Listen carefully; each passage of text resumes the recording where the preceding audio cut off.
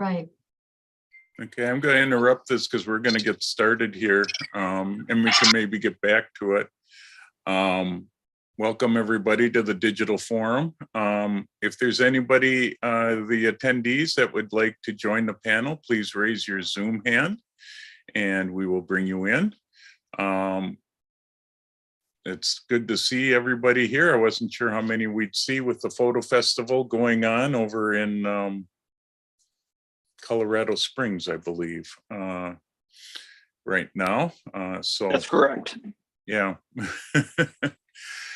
So welcome to everybody that's here. Our second hour is going to be a little different. I was having a hard time coming up with something, and then Jim Karofsky's got me started in an area, and then I got into looking back at a lot of old stuff, and I'll get into why, but we'll talk sort of the past and future of photography, and I'll give a little history of where I'm going to come from with it at the second hour start. So I know as before we got started here, Drema and Clint and us,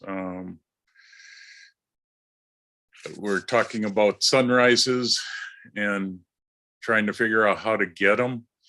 And I'll tell you, it's always hit and miss. When I go on a trip, I'm always out there early for sunrises, and unless I see a completely clear sky day, then I of course don't go.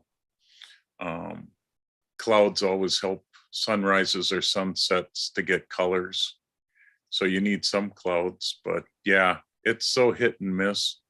I study my weather apps and look at the cloud cover that might be coming and try to figure it out that way. Well, the other day when they had the good one that I missed, it was a day where the sky was clear and I didn't expect it. And like 20 minutes before sunset, I looked out the window and the clouds formed off in that direction. And yeah, and I missed it. You have to be out there already. A lot of the weather apps that I use shows the cloud cover and where it might be coming, and sometimes the fronts coming through. And I pay attention to that. You really end up having to be a weather person to figure it out, because there just is no simple way. And there's been a lot of times where I've gotten skunked, and there are a lot of times that I've gotten lucky and gotten some super sunsets. We've had a number of them when we go down to Tennessee in the Smoky Mountains, because there's a lot more clouds, it seems. And we've gotten some spectacular ones, and yet we've done some sunrises, which are the worst ones to try to catch. And you get up so early in the morning and nothing happens, and other days you get lucky. So it's sort of like getting an aurora, but you get better chances of catching good sunrises and sunsets than you do an aurora. Is there a website where you can actually check the types of clouds? I mean, I check the radar on like AccuWeather, and it'll tell you whether there's storm clouds, it's going to rain or snow or whatever. But that doesn't necessarily, there can be a general assumption, like if it's a cumulus clouds moving in, they can rise and form a thunderstorm. But sometimes it helps to have like high level cirrus clouds and stuff. But that AccuWeather radar doesn't show you the types of clouds. Yeah, I don't know of a site for that. I just use I got like 3 different weather apps, and the maps, and some of the maps will show me where storm fronts are coming from, and also the cloud cover and where it's cloudy and not cloudy, and then I just watch that. I also have an app that's got wind direction to show me where clouds might come from, and so I use that app to watch the wind direction, and it also sort of shows you where the lows are, and that can help you know, if you can see a front coming, you generally will know as sunset comes that clouds will pop up on that front. And sometimes you watch that, but yeah, it's a lot of hit and miss. That's for sure. There's no science to it. Well, to a certain extent, there is some meteorology, but I hate to have to become a meteorologist. Hey, Drema, here's a app for you to check out, because it's one I use for drones, and since you're a drone person too, it's UAV Forecast, and they're pretty good about future forecasting. So you might want to check that one out. I mean, anybody, even if you don't have a drone, can download it as an app. But I found it pretty handy finding good weather to fly my drone in. Yeah, cool. I'll look that up. I guess part of it is that I haven't spent as much time becoming familiar with the weather patterns. And I've been here 3 years now, and I haven't spent as much time studying the weather patterns as maybe I should have. Yeah, most of it comes from the west, which is fortunate, but yeah, notice that much. Yeah, and we're getting a lot of clouds from out west, or we were for a while there with all the wildfires. We were getting a lot of haze, which always helps to get you something better for a sunset. Yeah, if there's smoke in the air, it can certainly cause good sunsets. Yeah, you can get some nice, beautiful red sunsets. I have a couple on Lake Michigan, and the sun is just like a fire red. It's like, wow, beautiful. So all right, attendees or anybody else, if you have questions, please put them into either the Q&A would be the best spot for us. But we need stuff to talk about here for this first hour, so come on. I know there's 27 of us here, actually 26. I'm here twice, so but there must be things that you have questions on or want to talk about.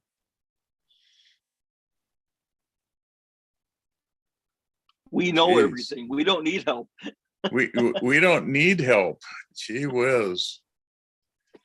I was wondering if any of the membership would know of a good independent light meter to purchase.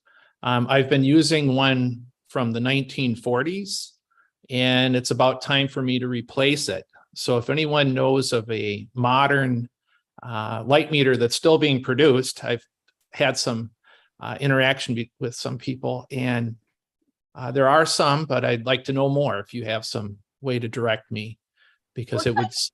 Pardon? What photography do you do? I do wet plate collodion photography, like tintypes, ambrotypes. That's what I'm working with now.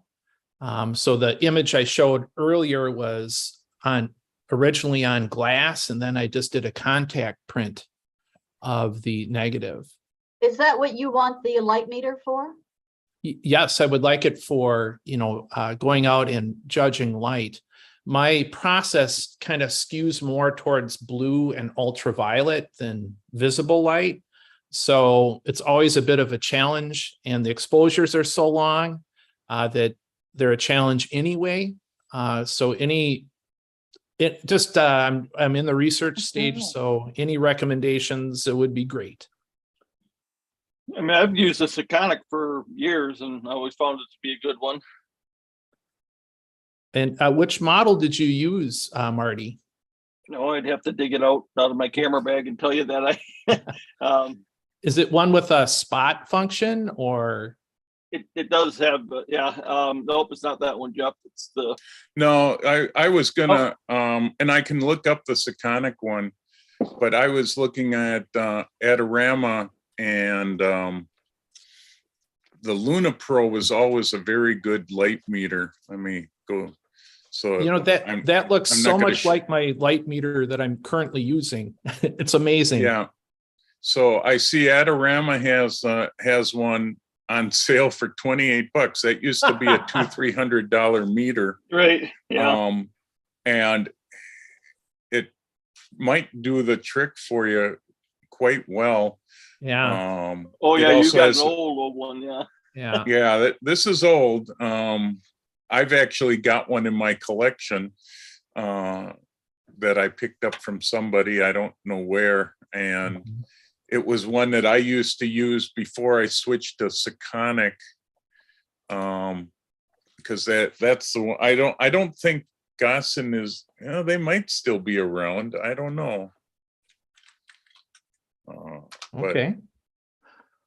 That learning curve would be very easy for me on that one. Yeah. yeah, The model I have, Eric, is L358. I'm sure I bought it back in the 90s or the 80s, maybe even. I'm not sure. It's been a long time.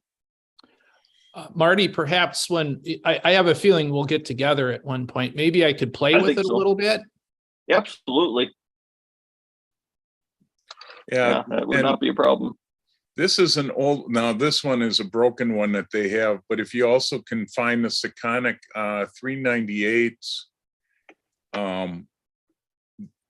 a working one was always pretty good because you don't need the flash meter part. You just need a regular light meter. And this was an old time light meter that always worked well. Okay. I do have, I went to an auction and I got some Speedtron units. So I might Okay. try some flash, but it's really, we're talking about so much light. So maybe having that functionality would be good for just general photography here too, because I do some digital as well. But and for some reason, I'm not finding a whole lot on Sekonic. Let's see if I go, because the one that I use too is a Sekonic flash meter, light meter with flash capability. Yeah. B&H has got quite a few of them on here, but mostly they are gearing towards, studio light and metering them, but they do have a couple of just basic light meters too. But yeah, Sekonic makes a lot of good ones. I've right now I use an old Minolta one that's both flash, but you can find a wide range of pricing on them. Gossen was a standard in the older days. I have no idea if they're still around or not. I don't think they are, because there just isn't that much need for light meters as much anymore. Studio light meters, yeah, but for regular use, the built-in camera meters on most cameras works pretty well. So, well, thanks for the input, guys, and I'll do a little more research and report back to you at the next meeting, hopefully. Yeah, sure. and between then we can get together and I'll get to this one so you can use it for a little bit. Sounds great. Okay. We got a question from Rich Hawthorne. He's having a hard time seeing live view on his D750 at night for shooting stars. Yeah, his lens is a 24-120 f4. Would placing the mirror in the up position increase light for the monitor? Currently have my monitor set to the highest level. My ISO was at 800 and using shutter speed between 10 and 15 seconds. Any suggestions?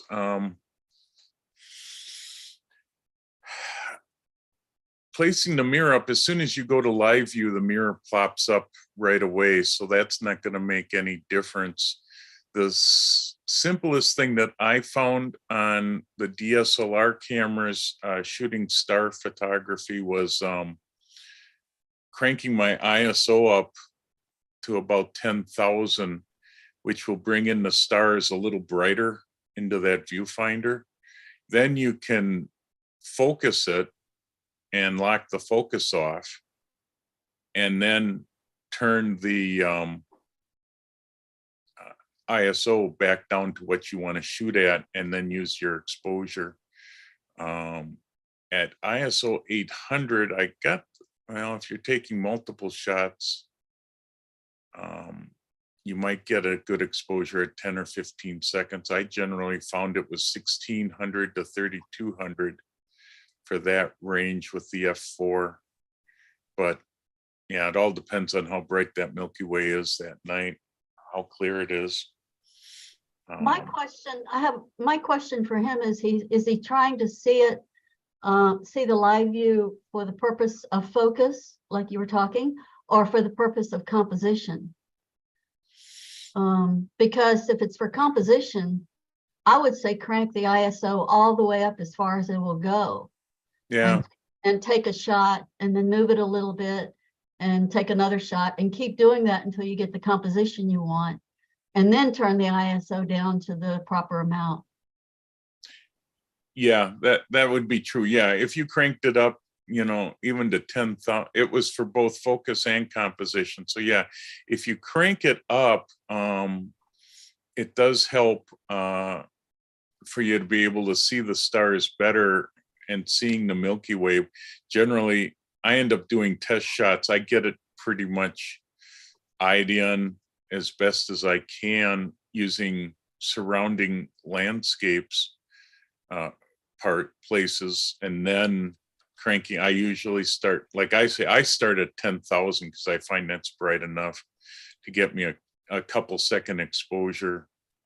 But yeah, you could crank it up quite a ways, and then you could see where it is, and hopefully focusing it. That's always the toughest problem. Well, I have a couple suggestions for that. I shoot on a Canon, and the Canon on the it has a little mark on the lens when you on the focus ring, and you can look it on the Canon. It's almost a little L, and I look to see when I'm focusing before it gets dark or whatever, exactly where that point is. I'll focus on something at infinity or very far away and look to see, on my case, where it is on that L. And remember that on each of my lenses, I usually use the wide angle for night photography. And then I also have one of those little rubber rings. You can buy them, I think, at B&H, but you see them, they come for wearing on the wrist for charities and that sort of thing. And I've actually gotten one of those, and I put it on my lens. And then when I focus to the correct focus for infinity or for very, very far distance, I move that rubber ring down to lock the focus in. And so when it gets dark, it's set and it's not likely to move. And that's been pretty successful. Yeah, I sort of do the same thing. Sometimes I use gaffer tape to hold it in place. Some of my lenses I can't do that with, but I tend to focus before it gets dark and hope I have it right. And I've been very frustrated after a night of photography to find out that, I wasn't focused at infinity and my stars aren't sharp. Yeah. Or I bump it while I'm out shooting, and then I have to spend 5 minutes trying to get the focus back into place. Sometimes it's nice if the moon is out, I can point the camera at the moon and get it sharp that way. But yeah, focus is always toughest part. Yeah, I look around if I really do have to do it when it's dark, I look around for the brightest star in the sky. And then it's hard to get it when you're zoomed in, as far as really far on when I push the button to show the focus, and then I can zoom in electronically. And it's hard to get that right in the middle of your view when you're in live view. But if you can do it, that's the best way to focus on that star. And it's not much motion when you move it back and forth to get it really, really sharp. And you're right, it takes five minutes or so. So it's good that once you get that focus, if you can lock it down for the night. Yeah. I like the rubber ring idea. I use that sometimes, and sometimes I have gaffer tape. Yeah, I've not been as successful with gaffer tape. Yeah. And also you got to be careful with, finding gaffer tape can be hard, and you end up using some painter's tape or something. You got to be careful not to get that adhesive on your lens. Yeah, that's why I use gaffer tape, because it doesn't get you, that adhesive doesn't stick to much. So, but yeah, yeah, you do have to be careful with it. I keep a couple rubber bands floating around because that also tells me where my focusing is, and then I can just slide it on some of the lenses where it makes a difference. But some of the new mirrorless cameras, they don't have a locked in focus ring, so it makes it a little tougher, at least on some of my Nikon ones. Wednesday night, I got my mirrorless Sony camera out, my 200 to 600 zoom lens. There's a digital, you can magnify the lens, and mine's like 6.1, 6.2. Anyways, I could zoom into Jupiter and I could actually see the 4 moons that were orbiting Jupiter. Well, for focusing, you know, even though that you have it set for infinity, there's some wiggle room in that. So I actually had to use I believe, the lower level of infinity. So what I usually do, and what they recommend, is instead of, when you take a picture of a white star or whatever, you want to try to make sure that that's not a big glob. You want it as small as possible. That seems to be the most sharpest, when it's the most smallest one, that it's not as big, blown out and blurry. Yeah, that can be a big problem with focusing. You don't necessarily want to focus on the stars, depending on what your foreground is. That's true too. Because if you get that star really, really sharp and you're expecting to have something in the foreground that's going to show up in a long exposure, then that can be out of focus, and you'd prefer to have the far foreground, or it's not even foreground, but it's the background for the picture, but Yeah. it's not the stars. You want that in focus, and more so than the stars. Correct. It depends what your main subject is, what you want to focus on, and what you were describing earlier. Let's say you wanted to take a pictures of a tree or whatever. You know, you'd want to set up before, focus on that tree, and then wait towards evening. And I've done it a few times too. Yeah. Yeah. Sometimes I've done 2 exposures where one is for the foreground and one is for the stars, so that I get the foreground sharp and then I can shoot for the stars. And Clint's idea of you can zoom in on that D750, you can zoom in on live view, so you could enlarge the size of the star so you can see it better. That sometimes helps too. I've done that as well, because then you can see how it's never super sharp in that live view, but it should be enough that you can see where the sharpest point is, because most lenses have some sort of defect that will give you a little bit of a halo on some of it. So yeah, it gets to be tricky. Everybody thinks sometimes night photography is simple, and it's actually very confusing, so, and frustrating. Especially you spend 2-3 hours at night and look at them when you get back and you go, oh, they're all not sharp. And you just throw them all away. I've had 1 or 2 nights of that, so. I've had a few times like that where it's like, oh my God, nothing was in focus. Yeah. Yeah. The last time I went up, the first night we shot, I just completely screwed it all up, and you know, it's like I got lucky. Next night worked, so. It's like you almost need to tether a laptop to your camera and take a picture and see if it's clear, and then adjust it. Yep. But yeah. I'm pretty sure most people don't want to carry a laptop out back, you know, backpacking, you know, to the middle of nowhere, you know, and set up a table. Yeah. One trick for night photography that's really important to help get things right is that you have to know every button in your camera. Go out practicing with your eyes closed, or use a blindfold or something, and see if you can take good pictures with knowing where every button is, because when you're out there in the dark, you have to be at feel for, know where those buttons are and everything on your camera. I bring my flashlight. Huh? I bring my flashlight in that, Well, that with when you're with other people, you can't really do that. If you're out alone, that's okay. But if you're with other people, you gotta try to keep that light down because they might be taking pictures. True, Yeah. true. But I've shot night skies all over the world. And if you're traveling, if I traveled to Patagonia and I'm trying to get some night pictures, you don't want to risk coming home with the whole night messed up. You can't go back there. Yep.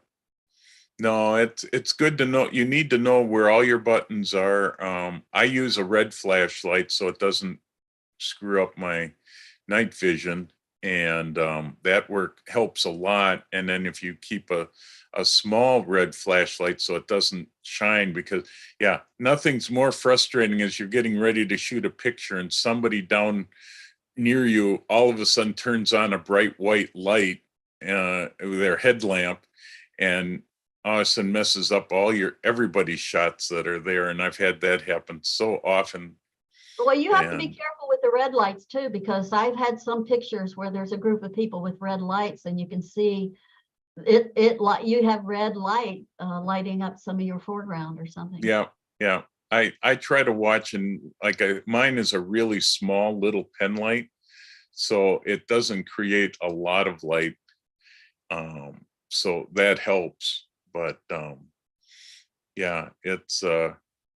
it is frustrating. We ran into it the last time we shot. Somebody walking in with their headlight on white, walking in to get set up. Well, all of us had been set up for half an hour already, and we're shooting, and they come walking in, and then they're looking around, and lights all over the place. But all the challenges of shooting. Yeah, I was in a situation one time with a girl. There was a whole line of us, but the girl next to me was getting some of her pictures at night were getting some weird colors, and she couldn't figure it out. And some of them were okay, and some of them had some weird color on one side. And we figured out that the girl next to her had a live view. And so when she took her picture, it showed on the screen, and it lit it up enough to affect the picture of the girl next to her. Wow. That's why I always try to get in front of everybody else. And that's why I always get there so early. It drives Ken and Brian nuts sometimes, because I like to get there early to get my spot picked out ahead of time. And sometimes if we're close, we can just leave the tripods out. But I like to get ahead of everybody, because whenever I get behind, then you get all that kind of problem too. I still even use my lens shade too, even at night, because I had a few times where traffic came by and headlights, like, oh, darn headlights, screwed up my pictures. Yeah. We got a couple spots where we shoot near cabins, and it's just, if somebody turns on the cabin light, inside cabin lights, all of a sudden it lights up it's amazing how that little bit of light can light up a big area. Sometimes I can add to your picture though. Yeah. And then I like to light paint sometimes, so that drives everybody nuts when I start doing that.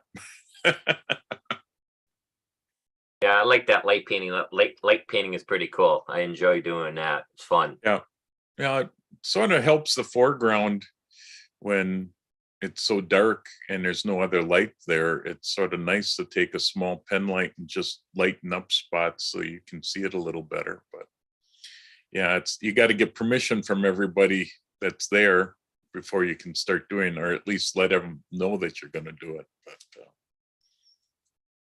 that's a whole nother set of stuff. So, but it's fun, challenging. So, okay. So hopefully, Rich, we answered all your questions on that.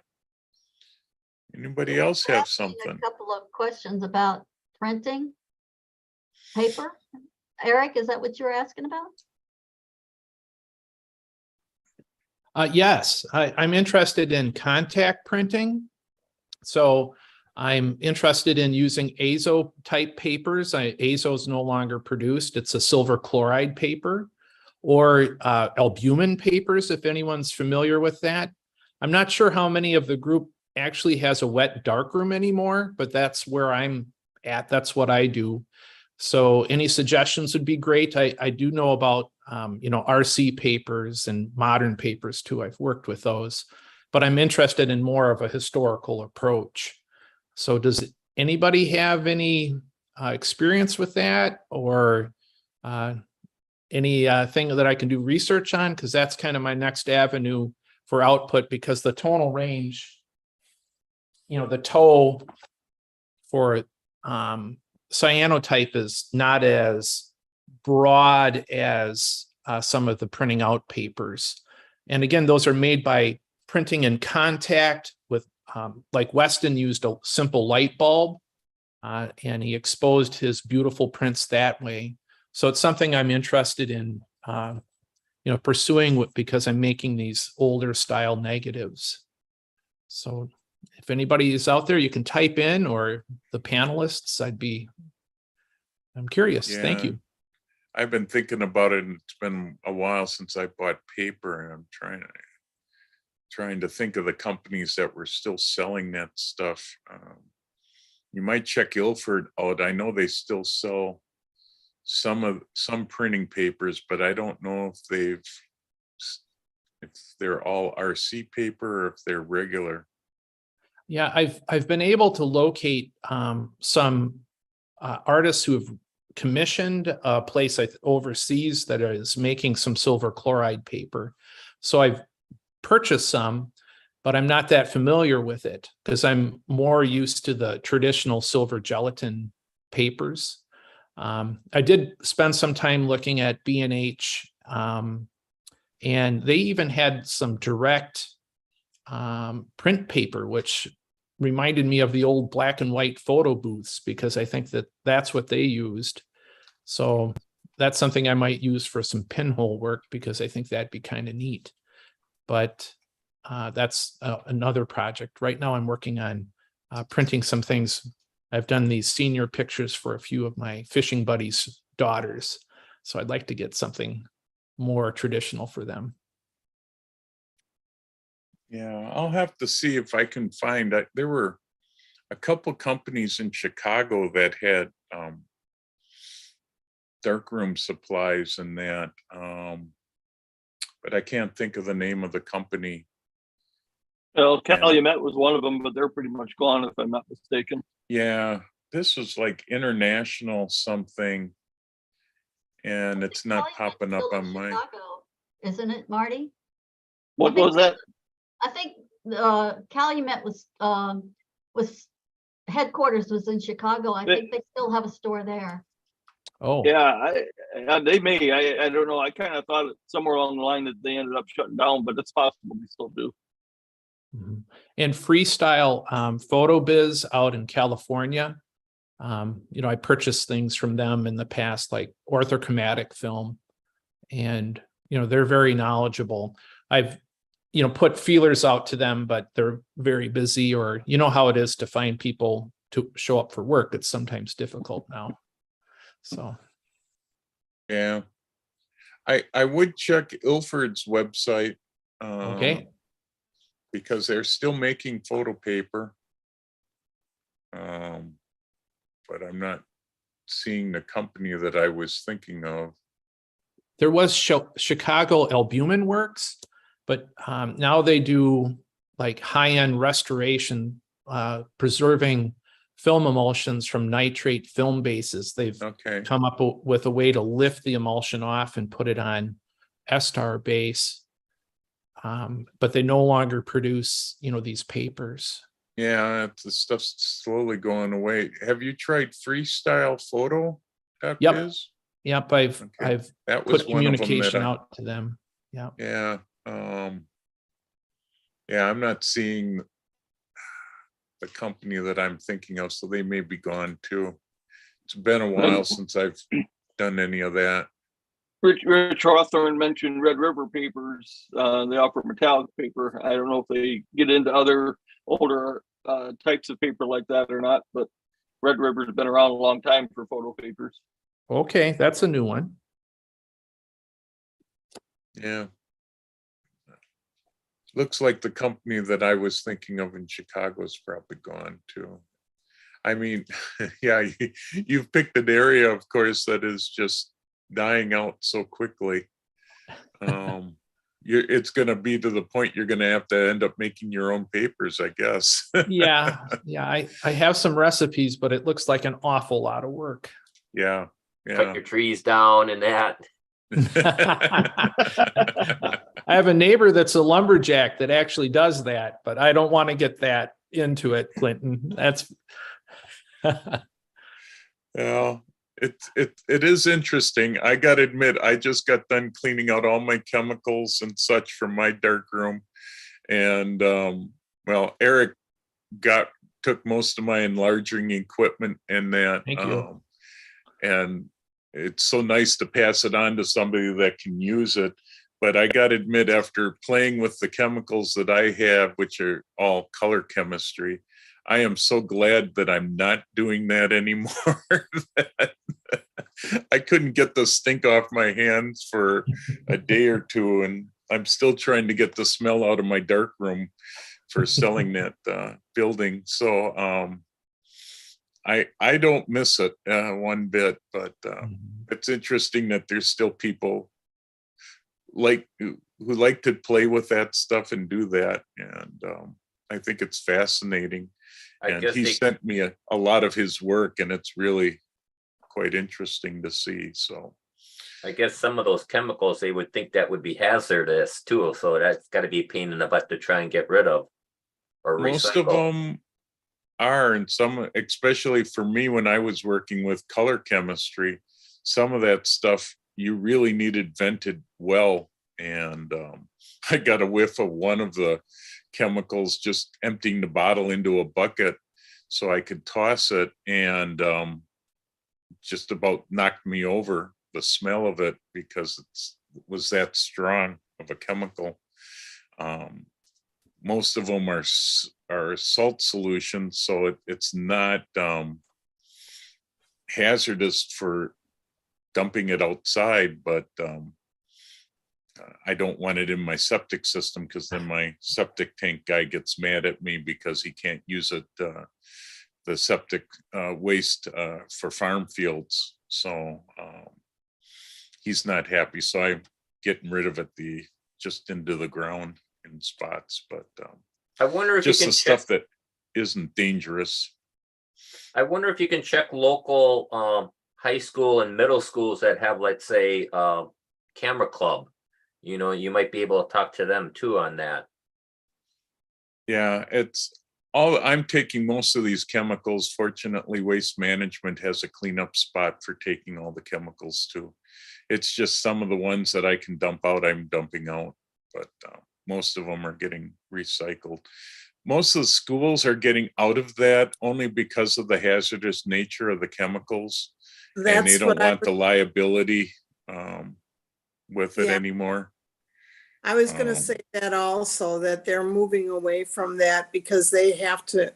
And if you think your venting is strict, some of the schools would have to do that. So I've been finding that even schools don't want CD discs with artwork on them, you know, so it's like, that's just old technology, and it's not that old because I remember it vividly. Wait till we get to the second hour and you're going to see some old stuff.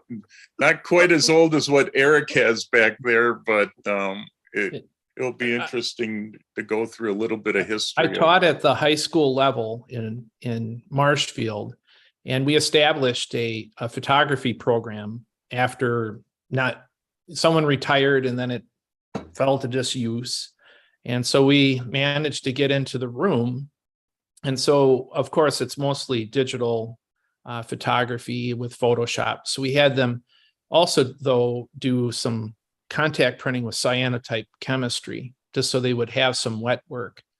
But we didn't have the capability for space to have enlargers or things like that, even though we had a dark room to cycle, 30 kids through.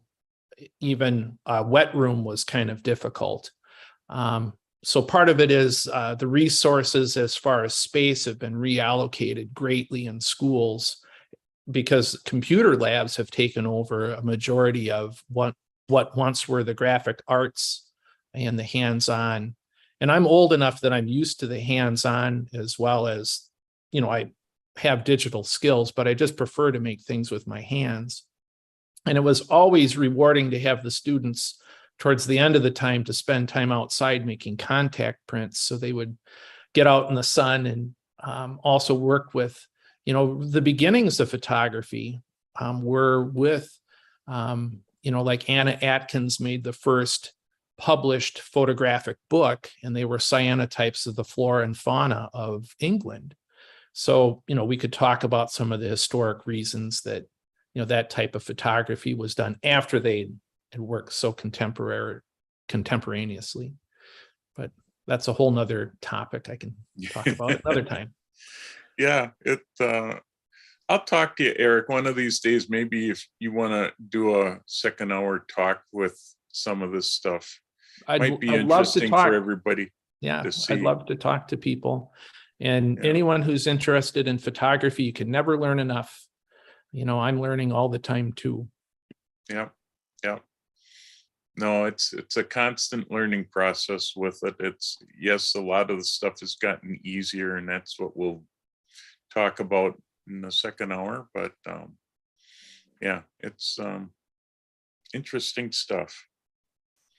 So anybody else have any questions or problems? Yeah, Tony. I'm looking for recommendations for polarizing filters for my lenses, brand and whatever, that aren't outrageously expensive. There's Breathing Color out of San Francisco makes a really good one that a lot of people, I've seen other people use. I haven't bought any myself, and I've seen them at fairs or conferences. Next time I buy some, I'm gonna buy from them, I think, for all the filters, not just polarizer. But one of the things with cheap polarizers is the threads. It's important to get a filter that when you screw it on, you can get it off again, and the threads are sturdy enough to be. What was the name of that company? I think it's Breathing Color is a print company. I get them mixed up. It's Breaking Color. Breakthrough Photography. Yeah, Breakthrough Photography. Thank you. Otherwise, the Hoya filters are pretty decent. La Jolla? Yeah. I'm not familiar. Hoya and Tiffin. You just have to watch. You don't want to get the real cheaper. You want to get their better brands. I gotta admit, I've always been a fan of B&W, but they're not cheap in polarizers. They will last a long time if you handle them well. But yeah, the Breakthrough one that's made in Colorado, my biggest problem with them is they never have stock. They seem to always be out of stock when I need something from them. And then I start looking in other spots, and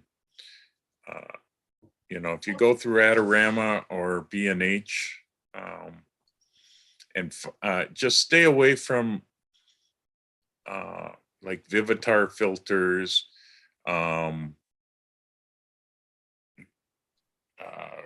I'm trying to think of the generic one that's ProMaster. Yeah. They're an inexpensive filter. They just buy from all these different places and put their name on it, and they get good deals on things.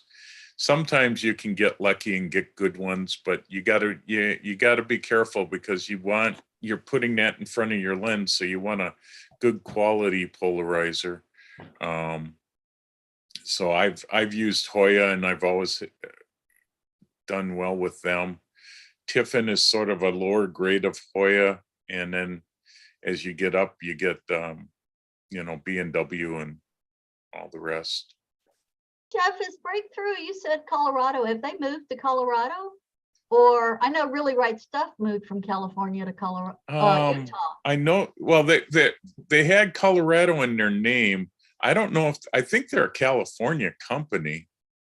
Yeah, I met the CEO of the company in Utah at one of the events I Yeah. went to, and he was in San Francisco. Yeah.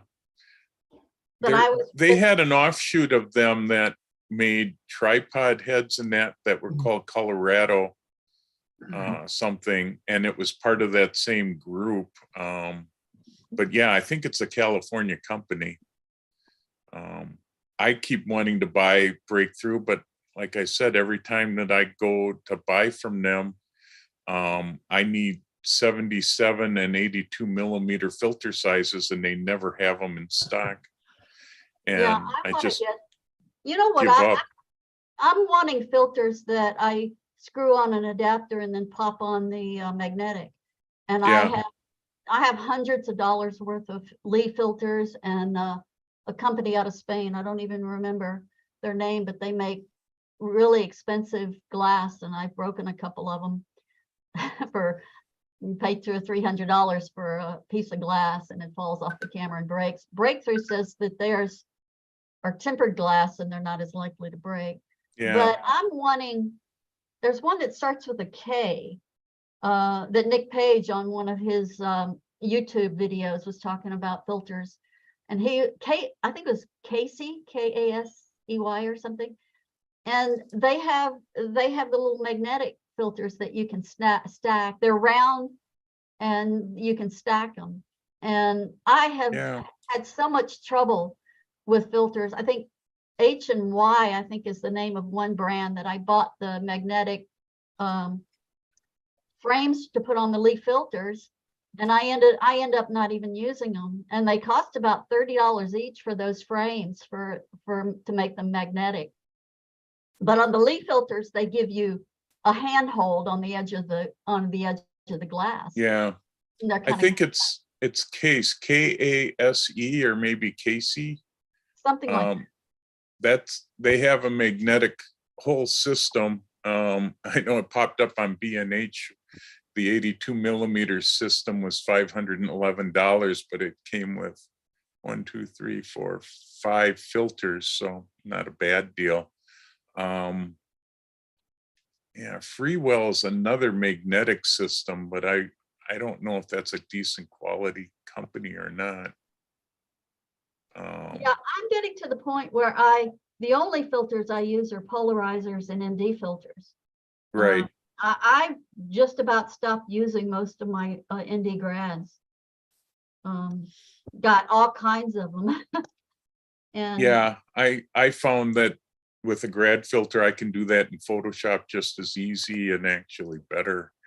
Yeah, it's funny that oh yeah, here's Breakthrough. Yeah, and their magnetic system looked interesting to me. Like I said, every time I went to try to order it, and yeah, they're not cheap. Their polarizers are like $100, which isn't bad for a good polarizer. And you want them thin. It's a nice thin size, so which helps on wide angle lenses. So yeah, Breakthrough would certainly be one. $2,000 for a lens. You don't want to put a $20 piece of glass on top. Right. It's the same for clear filters. I know a lot of people will say don't put a clear filter on, but if you put in a good quality clear filter, it's still cheaper to break that clear filter than scratch the front element of your lens. And I'm still a big believer in clear filters, except for shooting at night where it doesn't work too well. But you have to be careful with the scratches on the filters too. You can get micro scratches.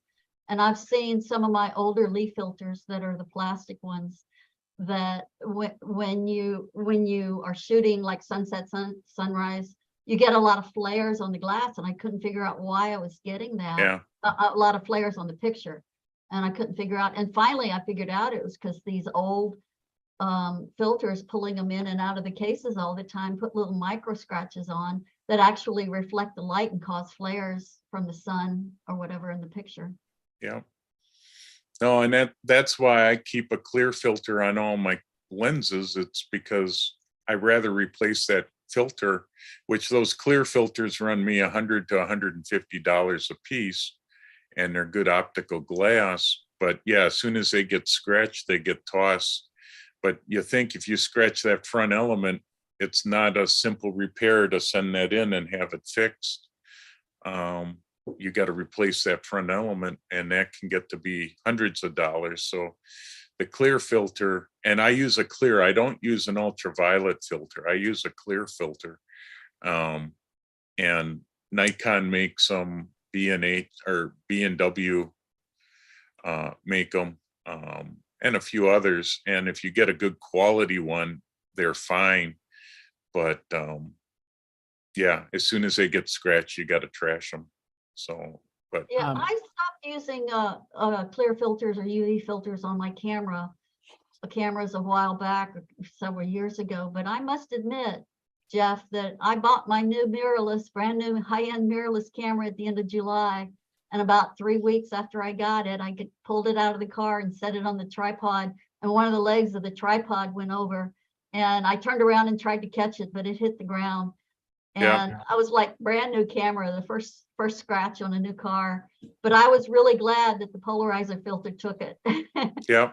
Bent it up the edge of it. And also another thing that protected it was the lens hood. It fell on the lens and knocked it up onto the camera further than it should. I was able to get it off, but I was ready to cry with my brand new camera. Oh, I bet. Yeah, it's that's why I still believe in the clear filters. A lot of people will say, oh, you don't need to do that. But I tell you, it's cheap protection when you, especially when I used to do a lot of hiking and the camera was swinging and landing against rocks and that. I'd rather see that filter get cracked or scratched and just pull it off than, and the lens hood certainly protects it as well. But I know there's big debates on that.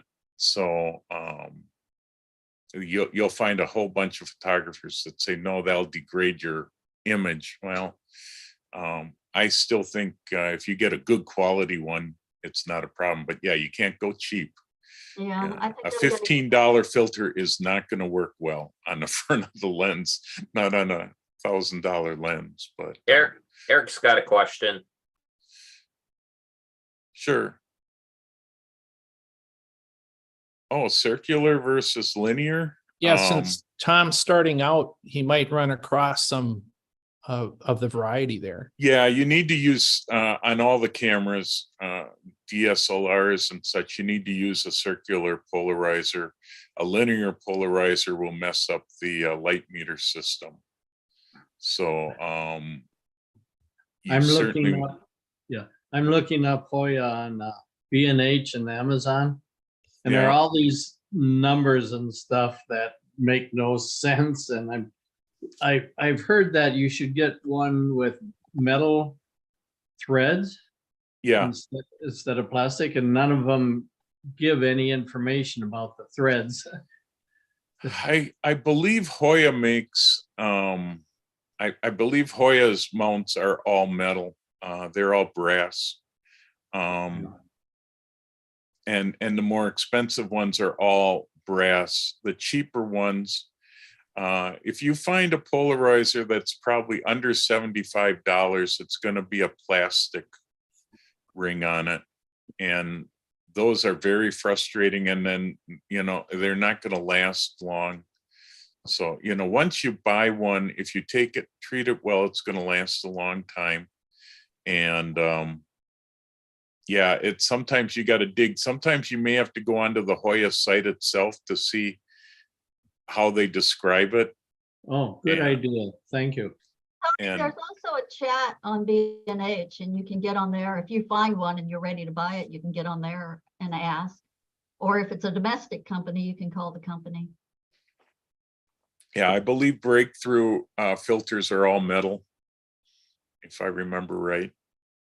They have to be because they're also magnetic on some of them. So, Probably steel. yeah, All of them those would be, Do you know? huh? That you said they're all, Breakthrough is all magnetic. Are they all magnetic? They're not all. Some of they have their magnetic line. Okay. They have two.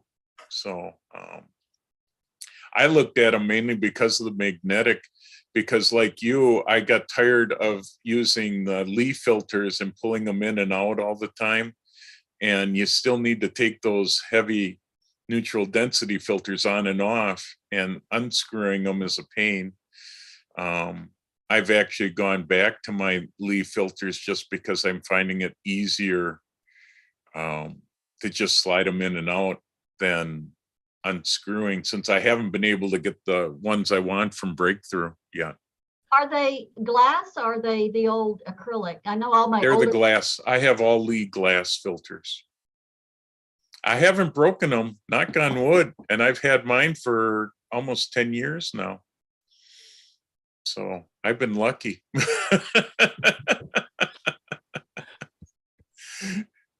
Really lucky. So hopefully, Tony, that gives you some extra research you can work on now. Artie, have you used any of the filters? They make Nisi filters for the drone. Have you? I bought a polarizer. Have you used any of those? I haven't. I've looked at getting some of those polarizers, but I have not done that. No. I used their square filters at one time. The company sent me a test kit, and they were the same as the Lee filters, and they seemed as good as Lee filters were. I didn't like their holder system on that, but that's as much as I know about the Nisi. Yeah, They the seem to be Nisi for the spreading drone. out quite a bit. The Nisi polarizer, the problem with filters on a drone is you have to fly and you can't change the filter while you're taking the picture. You have to bring it back and change it. And I've Right. kind of tested to see if it, if it helps, but you don't really need to turn it because you're always in landscape orientation. Yeah, and I think if you're doing video work, the filters are probably a little bit more important than they are for still photography. It seems to be where they shine on the drones. Yeah, Eric, you got a question or comment? Oh, Oh, you can put your okay. hand down then. Yeah. Oh, you just had your hand up. That's okay. Well, it's 11 o'clock. We'll start the second hour. So I came up with this partially because Jim Karofsky sent me a video on AI art that is coming out. I should have probably grabbed, and maybe before we're done today, I can grab the link and put it in the chat, because it was sort of interesting. It was a program that you would put in keywords into, and then it would actually create the artwork. And it did amazing stuff that looked so realistic. And he was mentioning, well, maybe something like that might be the future of photography and that. And then along with thinking about that, with me closing out and moving out of my old studio, I keep coming across all this old stuff that I have, and I've been scanning slides and doing a lot of stuff with that. So let me just cut over to that. So it made me start thinking also that I've been in photography, and this scared me, for over 50 years now. And yeah, I started when I was a kid. I went to camp, and I got to get this stuff set up right here. Okay, there we go. And at camp, it was a YMCA camp, and I wasn't a big outdoors person. I liked reading books and doing other things. Well, they had a thing where they let us take pictures, and then we processed the pictures right there in a dark room and made prints, and that got me hooked. And I think I was like 12 or 13 at the time, and I've been taking pictures ever since. So let me see if this is gonna work the way I think. So I had threw this in because this is what I'm using to copy all my slides. I actually have something like 65 slide trays of slides going back actually way before me, but my parents shot a lot of stuff. So I'm copying all this stuff, and this was a quick way to go through all your slides. But I started out with one of these, and right after I got done with camp, I talked my parents into letting me set up a dark room, a wet dark room in the basement. I screwed up a lot. My first time I tried to do it, I put the fixer first, then I did developer and found out that didn't work too well. But the memory cards that we had for these kind of cameras was one of these. They held anywhere between 12 to 20 pictures on a memory card. You had to send the memory card in to a drugstore, and a week later you would get your prints. I don't know how many people have actually got to play with film that much, but it's been a while now, so it's sort of interesting to see that this was really what you would consider the first memory card, and not actually 126. There were 120, 620 rolls, 116, all sorts of different size film, going back to 4x5, and even to what Eric is doing with even way before that with the wet plate stuff. So I got started with the 126 cameras, and that got me hooked, and I've been doing it ever since. As I got a little older, my dad gave me his camera that he had from Korea, an old Petrie 35 millimeter. And in middle school, that was my first camera, Jeff.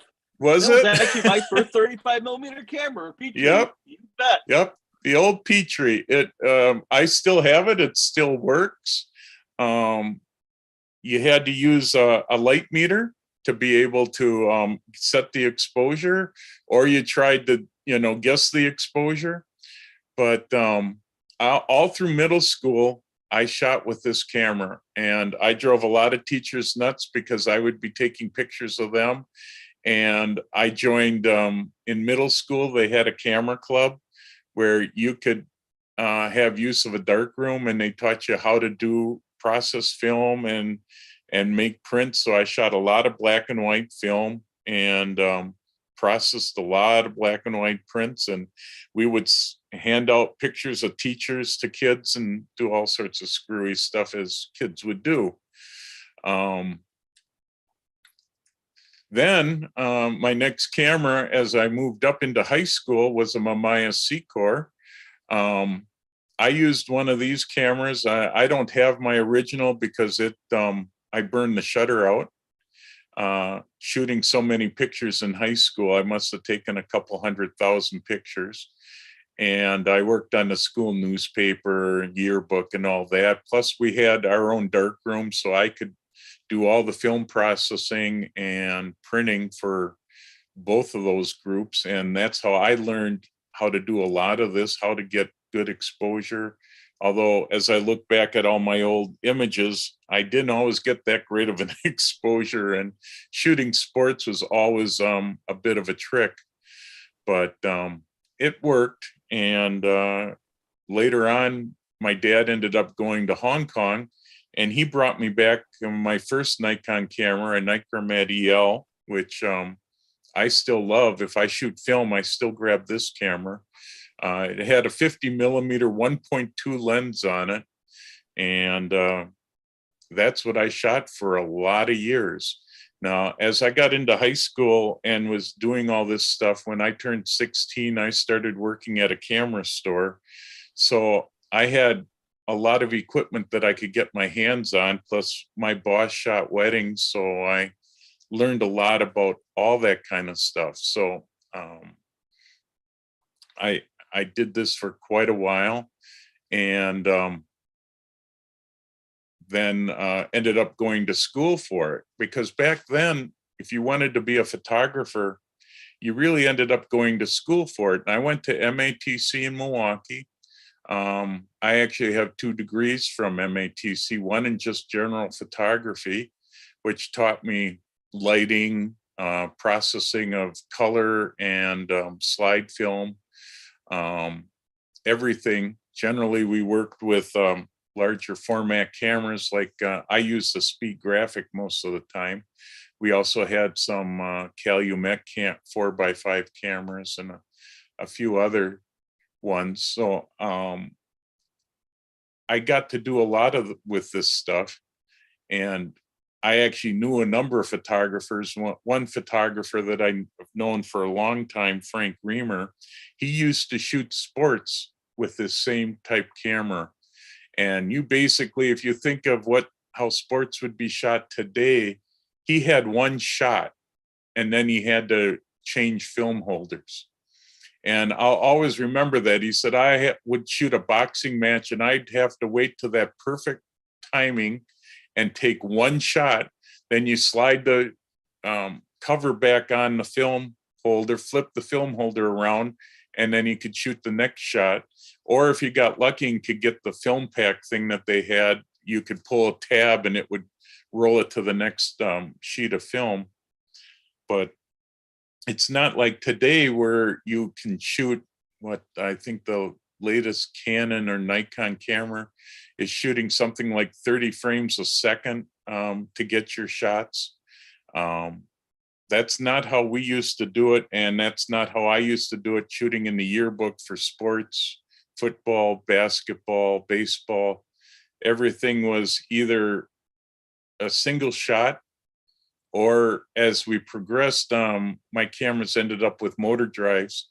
But heck, you only had 36 shots on a roll of film. So yeah, you could shoot a burst, but you couldn't shoot a big burst because you then had to rewind the film, load up another roll of film, and start shooting again. So you shot in small bursts and you really picked your shots. So I've went to school, ended up for 5 years to get my 2 degrees because I like photo electronics. I was actually wanted to shoot at NASA, but unfortunately at the time that I graduated, everybody wasn't doing much in hiring photographers. So I ended up at a camera store for 10 years, and that helped my techaholic problem of liking new technology and buying all sorts of cameras. But we had film. Most film would be 24 or 36 exposures. Half these companies are gone. Fuji's still around. Ilford's still doing some film. Kodak pretty much is doing a little bit of film, but they've gone broke once already. So you can see how times have changed. And slowly but surely, we're starting to move up into the digital end. And actually, the first one, and I couldn't find this until this morning, but excuse me. I know this is hard to see because I've got the other slide up, but this is my first digital camera. It's a Nikon Coolpix 2500. I'll be the first one to admit, I never thought digital was going to catch on. It was trying to drag me in, and I just didn't believe in it. For the longest time, I said, film is going to stay. Yeah, we'll have scanners that we can scan film. And I did a lot of scanning of film using film scanners and flatbed scanners and doing that. And I thought, boy, film will always be here. Well, and that's what Kodak thought too. And look at them now. Yeah. And yet Kodak was the first one to come up with the sensor and digital camera. They were, but they never believed that digital would ever do what it did. That was their demise. Yep. And they just never, they hung on to film too long and didn't get into the digital end the way they should have. And they were the first ones with a digital camera. So I started with that Nikon, a little point and shoot, and that, I got to admit, that started to sell me because I could turn out great 8x10s. The only thing that held it back was that printing wasn't that great yet. You know, most of the printers were still office printers. They weren't designed for photos. So you had a ways to go on that end. And so I kept thinking, and heck, I ran my lab till 1993. And that was getting to the point where we started to see film processing dropping quite rapidly. And I think by then I had a Nikon D100, which was one of their first 3 megapixel, I think, cameras. And it worked pretty well. And then I started learning Adobe Photoshop and all that fun stuff. But it was still, when I sold my first business, the camera store and lab place, digital was just coming into play. And I had to make the decision, did I want to invest $1 million into a mini lab setup that could do digital, or get out of it? And I decided, first, I didn't think digital was going to do that well. And second, I didn't have $1 million to spend on a processing lab. And they certainly have come down. Now you can get into a processing lab for under $100,000. But back then in the 90s, those labs were pretty expensive. My first film lab was over $50,000. And that, to me, when I bought that film lab, interest rates were at 25%. So a $50,000 loan at 25% was a big chunk of money to handle back in the 90s or mid 80s. Sort of reminds me of what we're starting to head to right now. But so, you know, I've seen a lot of different stuff, seen it go from film to digital. And then now with the digital cameras that are out there, both the DSLRs, Nikon, Canon, Sony, the quality that they're turning out now is definitely better than what film can do. And you've got different and better light meters that you don't really need unless you're doing studio work. So most of the cameras have all that stuff built in. And that's really all I had for images. So after all of that, let me just shift this back to me. So as we kept going, I added, you know, printers came out that let us get decent quality prints made, and Photoshop and Lightroom came around, and then so did other companies as people started complaining about Adobe and their products. You started to see now Luminaire, Topaz, On One Photo, DxO, all these different companies start coming around with their different programs. And today you can get into photography, and you don't need to spend 2 or 3 years in school learning it. You can go to YouTube and learn a lot. You can come to places like our group here and learn a lot, or camera clubs to learn quite a bit. But I thought I needed to put some of this in perspective, since as I keep thinking about it, and that I'm getting older, and thought, boy, I've seen everything from film into digital, from simple color printing with an inkjet printer to what we can do today with our inkjet printers. And when the first inkjet printer came around, we had a heck of a time getting the color and everything to match whatever you saw on a screen. And we ended up having to use meters that you would read the paper and create custom profiles, and calibrate your monitor, calibrate for the paper, and then you'd be able to print, and you'd be close, and then you would end up adjusting for it to get a good print. And you wouldn't get a good print on the first print, not 15, 20 years ago. It was trial and error, and then you'd finally get something decent, and then you could move on. Today, things have changed so much.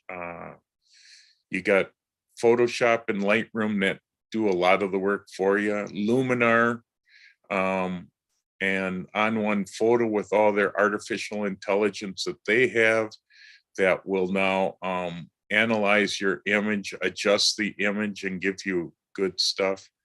The cameras with the light meters built in that will get you almost the perfect exposure, and not having to do as much manually. At least I'm not a manual fan. I still believe in the automatics in these cameras. And the other part that drives me absolutely crazy is all those photos that I showed of my cameras, and those were all shot with my iPhone, and on a white background. I didn't have to do any thinking with it, which and now, Jeff, you wouldn't even have to shoot it on a white background with the iOS 16. Have you tried that yet? No, I haven't upgraded to the new operating system yet, but you can literally pull that picture, that main sub, and it's almost flawless. I tried it with a number of images, some with some pretty screwed up backgrounds, and I can't believe it does what it does. It's scary. Yep. So that brings us up to the point of, what do we think the future is going to be for photography? I can see that what I figure is going to happen one of these days is they're going to take the technology that they've put into these new smartphones, especially the iPhone. If they could put that into a DSLR, or actually the new mirrorless cameras, I think we would probably be seeing something that would be so amazing, and yet not take the technical skill, other than the skill that you'd still need. And I always struggle with is the compositional part of photography. The rest, with the way these cameras are going, 90% of the time in program mode, or as we jokingly call professional mode, these cameras are taught so much of how to adjust for the perfect exposure, that in program you can 90% of the time get good exposures. So it basically comes down to composition and some of the new stuff that you can do with the different programs that are out there. Luminar, On One, Adobe to a point, and they're even catching up to what some of these other programs are doing. So what does the rest of the panel think, now that you've heard me blather on for 20 minutes about my history and feeling old as I think about that I've been doing this since the film days? Well, go ahead, Tony. I just got an iPhone 13 Pro, and I have to admit, the colors and the just taking pictures of sunrises. A couple days ago, we saw a moth on our flowers outside, and it turned out to be a sphinx moth. And I got a decent, I didn't have my camera with me, so I took a couple photos, but they hover around like a hummingbird. So it's hard to get a good shot, but the phone did a really decent job of it. So yeah, I'm talking And about. not only will the phone take that picture, or you can take that picture, but on an iPhone, it'll identify what that species is. Yeah, well, I don't know how I found it, but I looked it up on the internet, and I don't know how, but Sphinx moth came up right away with photos of it. So And, bring that picture, Tony. Bring that picture up in on the phone itself, in photos, and then go to the little eye. Click on the little eye, and it'll probably tell you what that is. okay. I mean, it's scary how smart these things are. Yeah, it was amazing. It's the first time we've ever seen that moth, and it's amazing how big it is. It probably has a 4.5-inch wings, Wow. wingspan and whatever. You'd swear it was a hummingbird if Yeah, you didn't know better. Yeah, we thought it was, and it was just like 4 feet away. And but Yeah. anyway, just talking about the smartphones and their photography ability they're really amazing.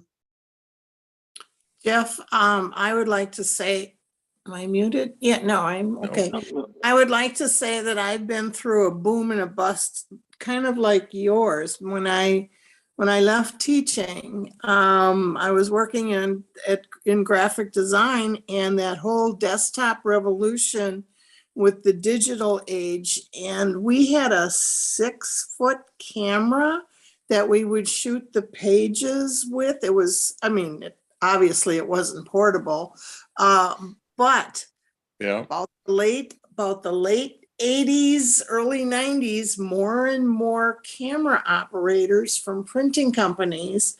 And this is when I sort of taught at technical school for a little bit, teaching Photoshop.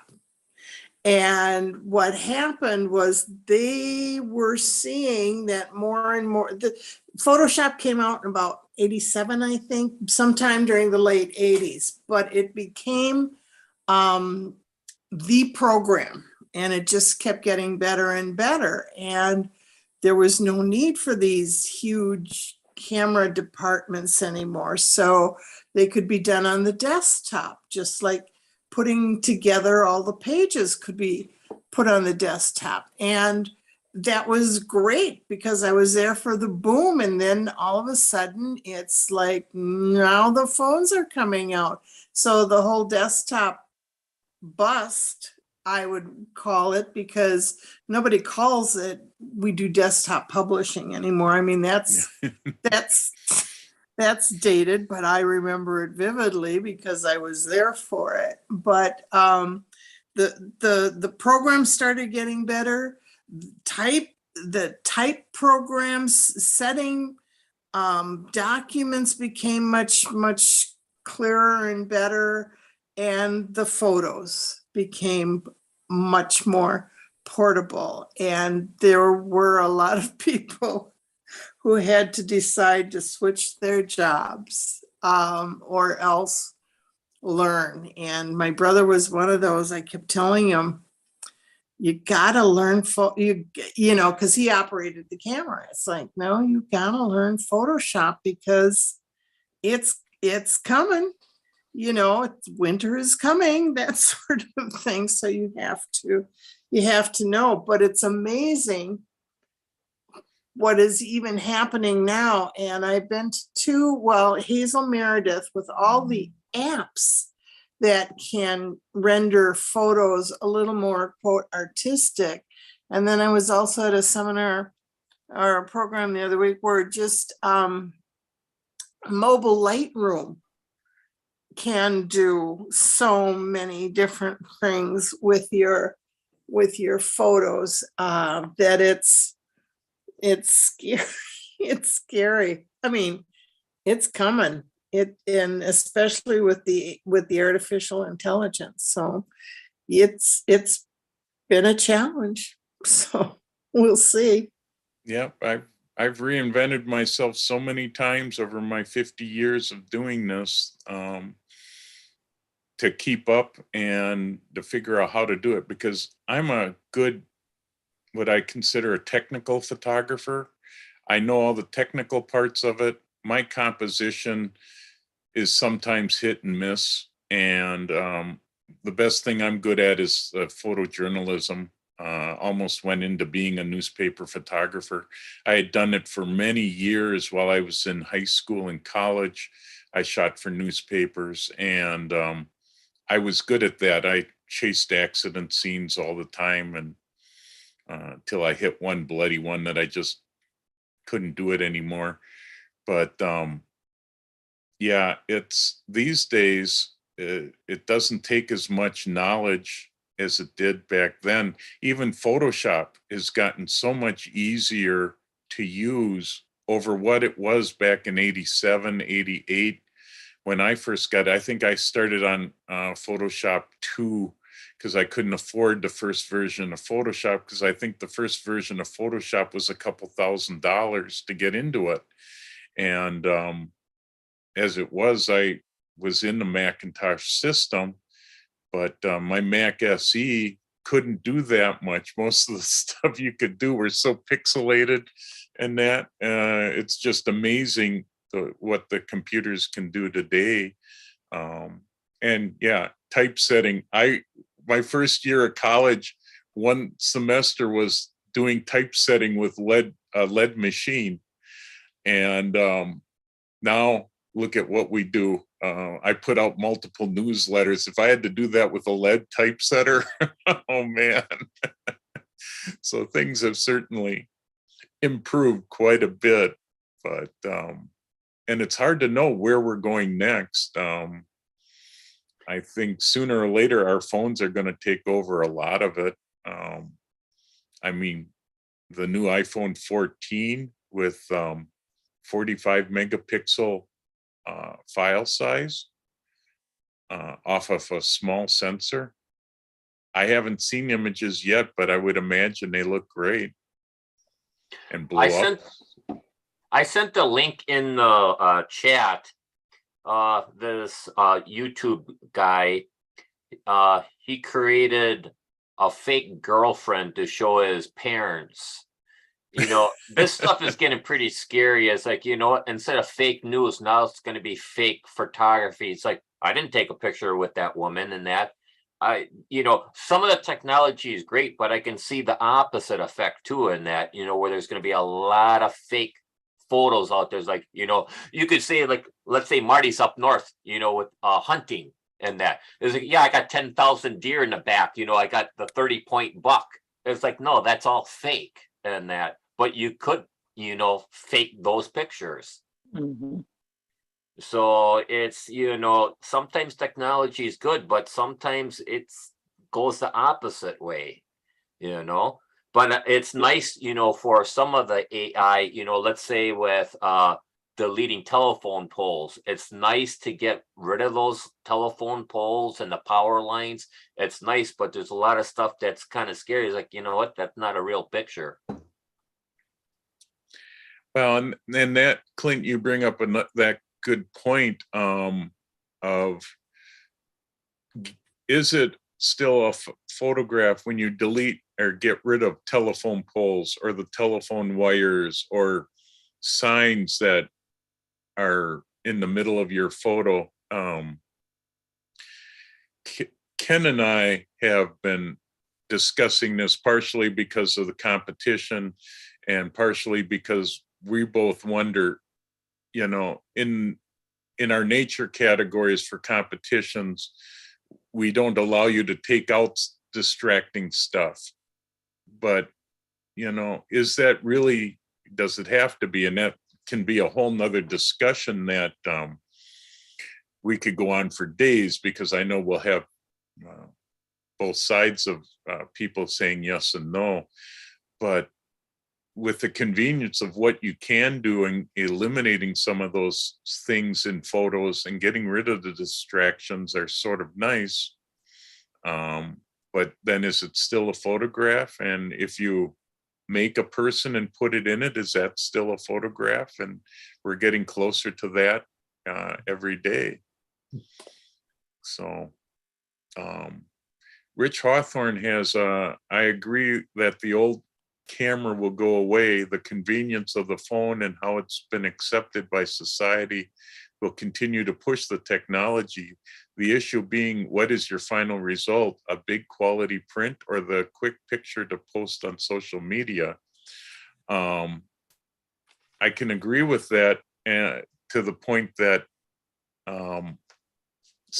with the new iPhone, with a 45 megapixel image size, and the way that it creates that image using multiple photos to create one final photo, you might start being able to, with some of the programs that enlarge photos, make as big of a photo as you want. I was just going to say that if you combine that with ON1's resize program, the Genuine Pixels is the new version of it, the sky's the limit then. Yeah. Yeah. So,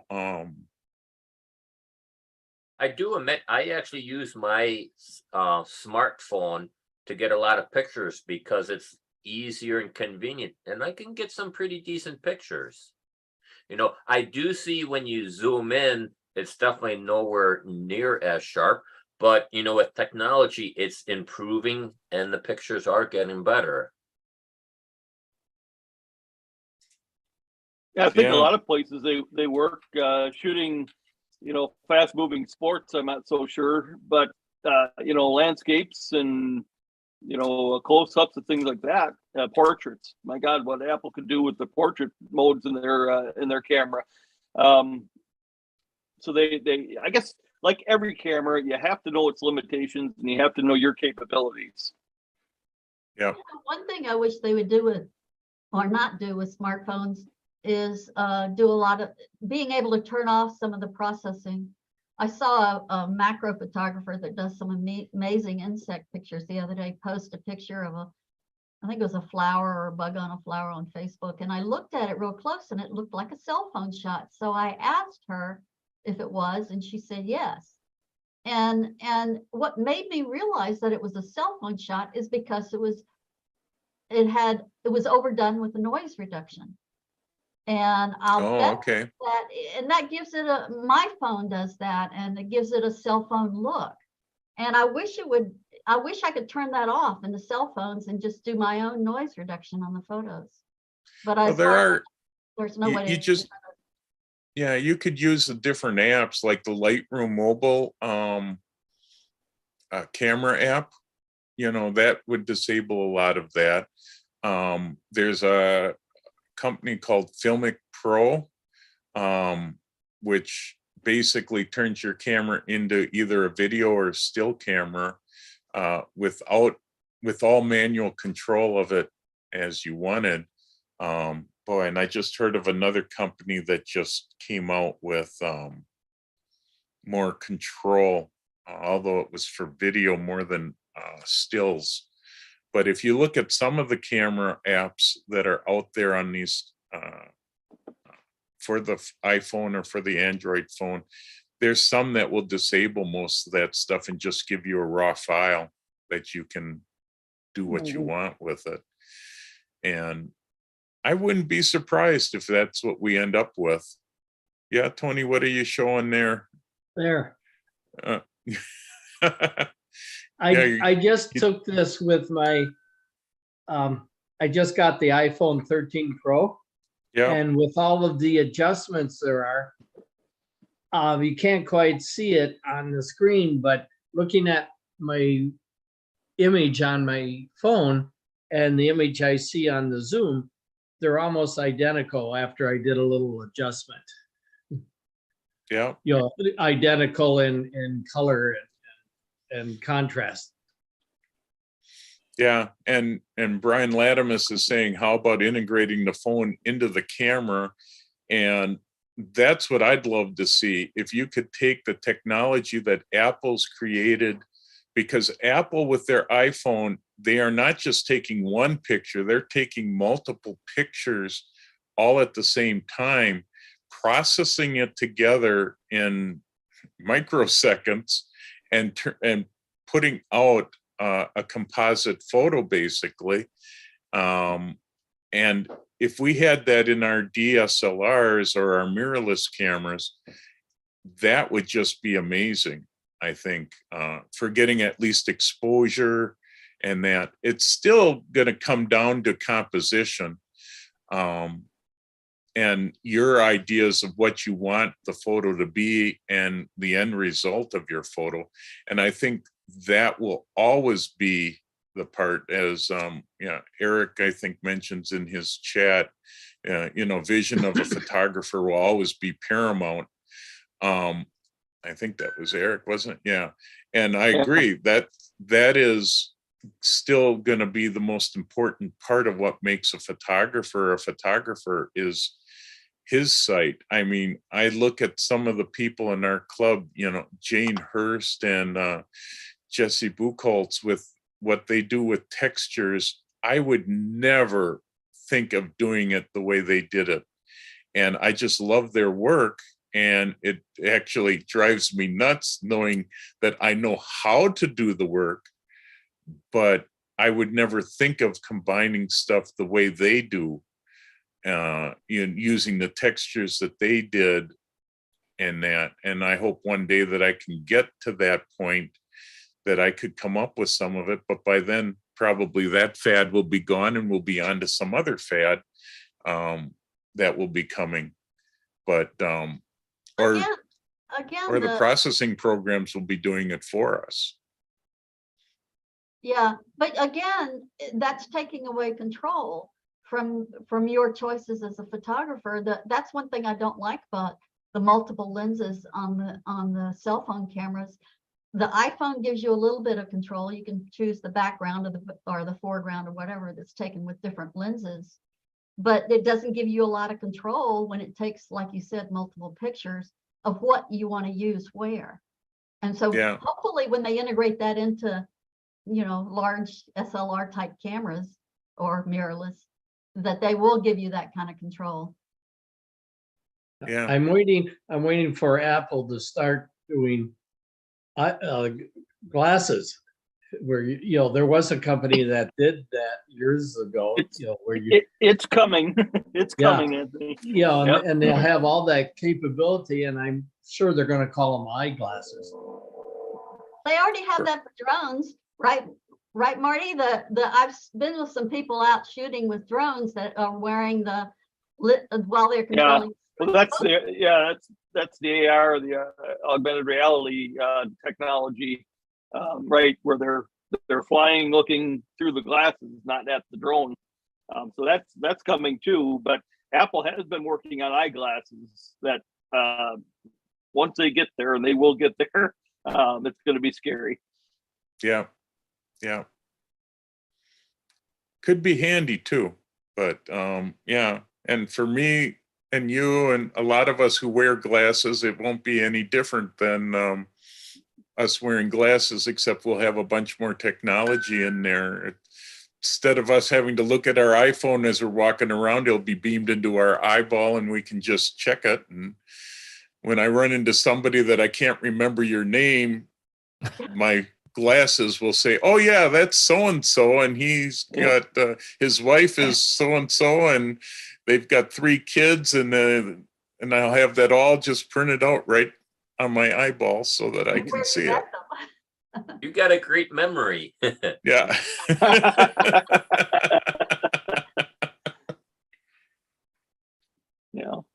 But some of the stuff is, kind of cool, but it's also kind of scary too.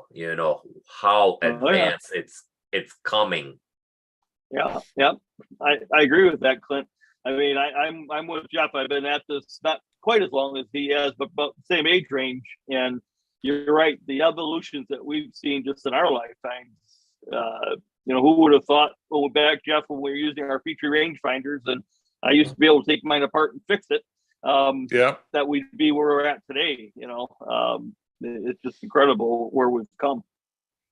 Well, with that, Clint, if you've ever seen programs on these deep fakes where they can actually do, it's still a little not quite there in some cases, but it's scary as to who you're talking to when you think you're talking to Clint, and it turns out that you're off in Alaska somewhere and somebody else is sitting in front of that picture who tells us to go back to film, or something like that. No, it's true. Very true.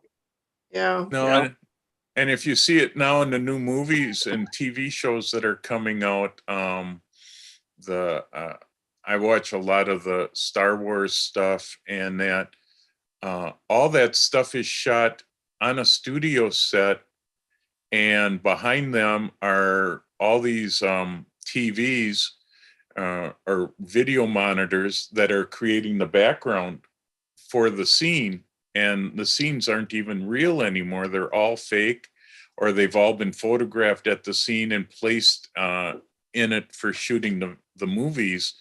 And it's sort of interesting. Disney does a lot of behind the scenes of how this stuff is shot.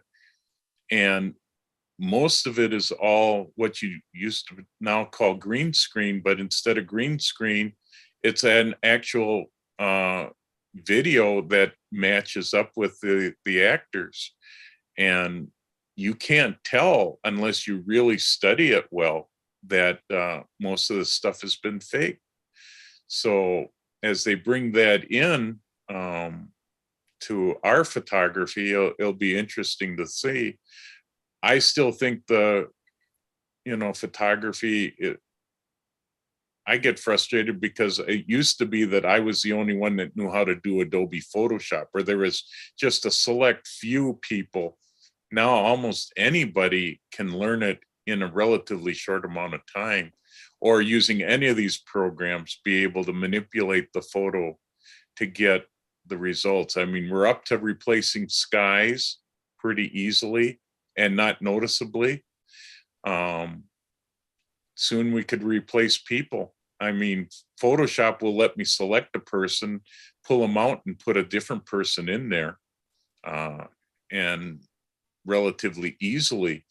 When we did it 15 years ago, that was an all-day project to get the person cut out and moved into exactly. And the new masking technologies that are coming out the next time one are just fascinating. I just can't believe it could do what it could do.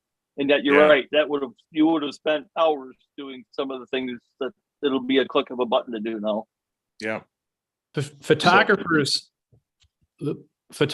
have always augmented reality just by selecting the tool and the lens that you are using, or your filtration, as we've talked about earlier today.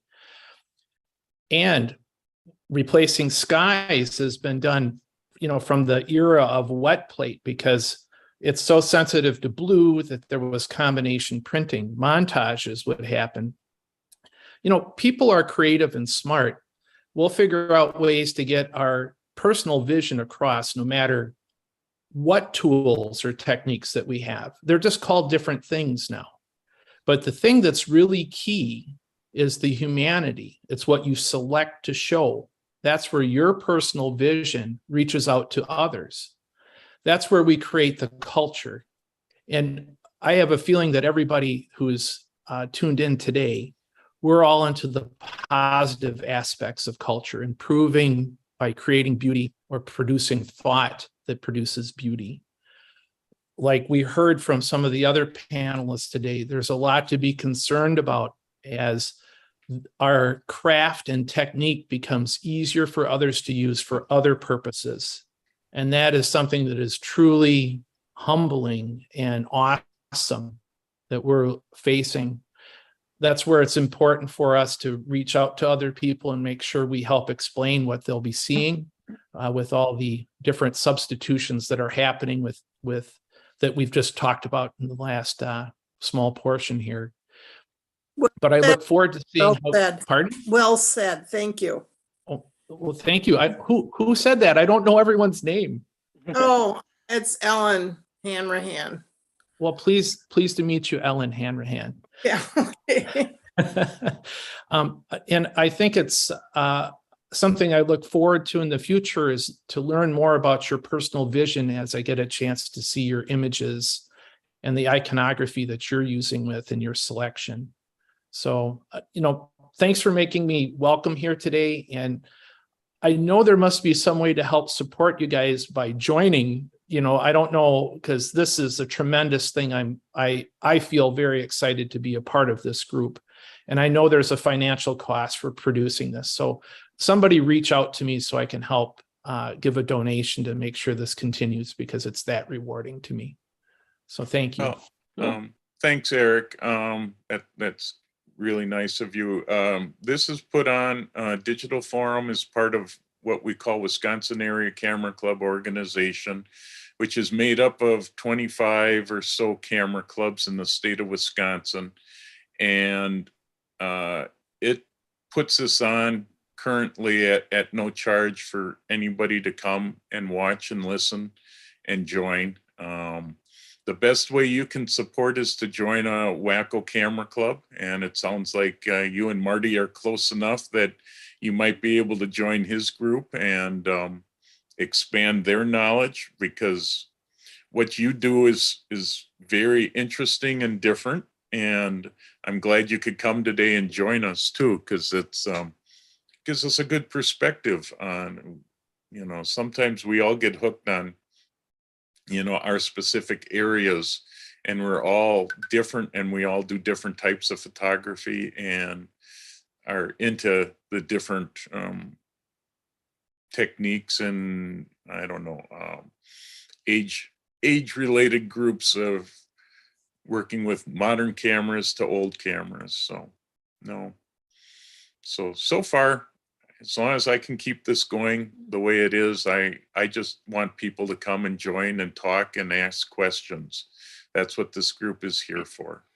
And month in and month out, we've proven this is one hell of a brain trust. I mean, the knowledge that comes out of this group is just incredible. Yes, we're all donating and contributing. I mean, we're all over the board in this or on this Zoom meeting, from how do you set up, a website? How do you do this type of photography? There's so many valuable people in our, people that are part of the Zoom meeting right now. Everyone's contributing, just being here. Yep. Another topic that I hesitate to get into because it's a whole different realm in itself, but as far as connecting up and the future of it, lately there haven't been any good websites for photographers. I think we had Flickr for a long time that everyone, and that's still around. We had 500px, but one thing I've joined a couple of years ago that seems to be taking off lately as people are getting frustrated with Facebook is a new social media that's very conducive to photographers called Vero, V-E-R-O. And I'm starting to, I reactivated my account there and started posting and started connecting to some of the other photographers I know. And it seems like the last month or two, it's just gone viral. And so if anyone's interested, that's one of the websites where people, they don't restrict the sizes and that sort of thing of pictures, and that, when they upload photos. A lot of advantages to it. They're still a little bit buggy. They've got some bugs to work out, but I think that's up and coming. Is it Vero.com? Vero.co. Okay. I'll have to check it out. I've given up on 500px. I still find it an interesting website. It just got way too expensive for me. They were bought out. They were created by a group of Russian photographers who sold them out. This has been like 3 years ago or something, to a Chinese group. and they ruined it. They Yeah. started charging really high prices, and it was viral for a while and everybody was getting on it, but after it was sold, it kind of died. Yeah, that's got to be when I got frustrated with it. I dropped down to the free version. And I'm going to delete my account when I get some time, because I just don't even use it anymore. I do a one website, and I can't think of the name, that where they have competitions all the time, and I put stuff there, and it's not real expensive. And ViewBug? Yeah. But Yeah, that's I think it was ViewBug. Jeffrey. I should go and delete my account on 500px, and also on that competition one. What was it, Marty? ViewBug? ViewBug. And I have old pictures there that I've forgotten about. Now, you're right. We should probably go and clean that up, delete the pictures, and close the account. Yeah. Yeah, especially if you don't want AI to learn from your photography, because they've sent out the bots and they look at all the posted photography, and you're training the machine, if that's a concern. Yeah. I've had Google swipe a lot of my photos already, and I find them in Europe, so through Google. So it's always interesting. But I've never worried about it quite so much. So but yeah, it gets tricky to figure out. That's why I still like having my own website, for showing off my work, and I can send people to it, and I know it's I got Flickr that I still use and pay for. I'm not sure why. Every year I get closer to canceling it, but it's and they were bought out, so they're part of SmugMug now. So, but all this stuff starts to add up when you start looking at your yearly costs, and you go, is it worth doing this? I mean, 500px, I think, was up to almost $100 a year. And I go, I don't need all this. And they just kept putting me in. I had to have a long argument with them to get out of it. Wow. And yeah, my SmugMug is about almost 100 a year per year now. And that's my main website. And I find it difficult to keep it all up, you know. If I just want to go post some pictures, I don't necessarily want to go in and add it to the galleries on my website. Yeah, no, it's and we could get into doing all that stuff, talk again, because we've talked about it a couple times, and there'll probably be another talk that we'll end up doing, is, you know, different places to post stuff. But I think even that technology is changing at a rapid pace, and what the best way to do that is, you know, what works today 3 or 4 years ago would have been a whole different story, I think. Yeah. Yeah, As very they true. keep improving the websites and making them easier to do and more adjustable.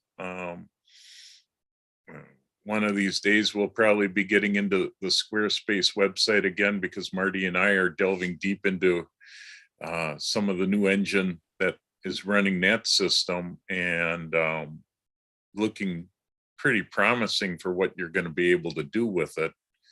So and yeah, as with everything else, it's going up in price though too. And speaking of websites, so the Wacko website took second place in the PSA website contest, and the Wisconsin PSA chapter website took first place. So yeah, hey, you beat me, or you beat Phyllis and me, I should say. Well, like I said in my email to you, Jeff, you had a lot to do with that too, because you had the groundwork for it. All I did was rearrange some things. So yeah. No, it was a group effort, but so yeah, it's interesting. I'm gonna do a major redo of Menominee Falls website, Camera Club website. Once I get moved, I've gotten everything moved out of my photo studio so I can sell my old studio, and I moved into my new place. So soon I can now spend time doing what I want, which is taking photos and working on these groups and that. So, I'm tired of moving stuff. It took me 5.5 months to move out of my studio. I had so much stuff. Eric took a bunch of stuff for me, which was great. Yeah, I am tired of moving stuff. So I'm glad I'm into my new spot and ready to go again. So great. So before we end today, just want to let people know that next month we will have a guy, God, I'm terrible on pronouncing his name. Vinelli, I think is his first name. Yeah. Vinny, yeah, from Skyloom, yeah. Yeah, from Skyloom. We'll be talking about Luminaire Neo, undoubtedly, at the next meeting for the second hour. So thanks to Jim Karofsky for getting us hooked up. We'll have him for the second hour next week, or next month, not next week. And so that will be a very interesting thing to see what Luminaire is up to in Skyloom with all their different stuff we'll be doing.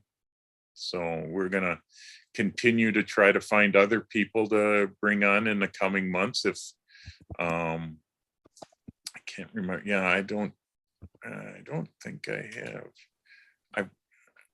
Yeah, we got him. I may have another person talking about infrared again in January. I'm working on her. She has a little different take on infrared photography. It's a little more artsy look. So trying to get her locked in. And if people have ideas for other speakers, let me know. We will try to get them on here. We do have Tony, a limited budget. Yeah, Tony.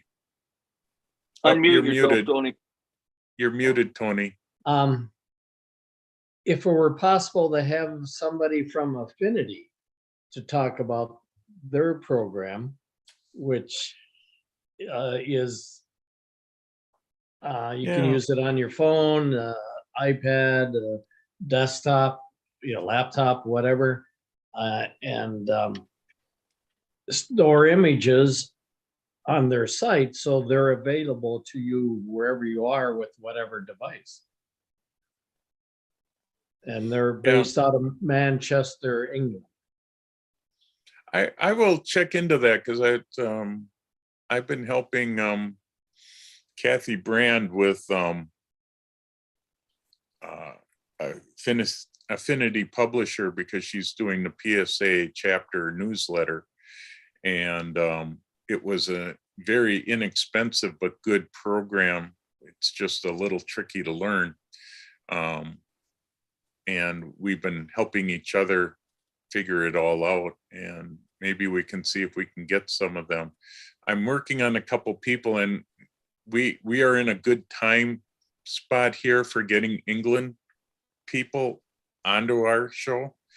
So I do want to, I'm going to contact, there's a gal over in England that does a lot with Lightroom. She's called the Lightroom Queen, and I'd love to get her on because she has a lot of good stuff. Yeah, Rich, I'm looking on trying to find somebody for time-lapse photography because that's some of the stuff that I'm having fun shooting for. I like to shoot clouds in time-lapse, so I will continue to look for a speaker for that. I thought I had one, and some of the speakers are getting a little more expensive these days, and we sort of have a limit on our, Wacko is sort of limiting me on how much I can spend so far, but we'll. I think they realize they're a little more in demand than they used to be too. Yep. And yep. I scanned the thing on Affinity. I have the program and have probably for 9 months right now, but haven't used it other than to open Adobe InDesign, which does a pretty good job of opening InDesign, because I gotta tell you now, folks, I won't be able to do this forever because I'm getting older by the day. Well, And my Ellen, fingers seem to be fatter and thicker, and my vision seems to be getting, I can't wait for those Apple eyeglasses. well, I tell you, Ellen, I've looked at Affinity for a lot of the stuff, because Adobe at $58 a month now is starting to get a little hard when I don't have a steady income coming in anymore, because I'm semi-retired, and I could justify all these programs before. I can't justify them now, where Affinity programs do the same thing, and they're a one-time charge. So definitely I something. get that, but I buy the full boat of Adobe, and I know Marty is going to tell me that I'm nuts.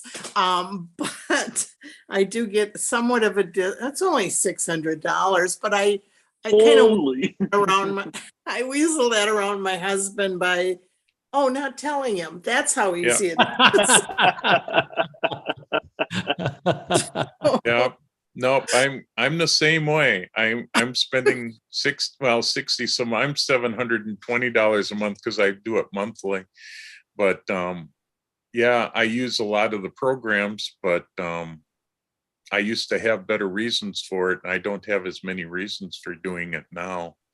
So I'm definitely considering changing. Yeah, so but the $600 that I pay per year buys me everything in the Adobe catalog. So yeah, and that's what it does for me as well. So yeah, and then because I was thinking, well, if I do this, but then I need this, and then I need at least 4 programs that I use consistently. And by that time, it's like, well, then just pay for the whole damn thing, So that was my motivating factor.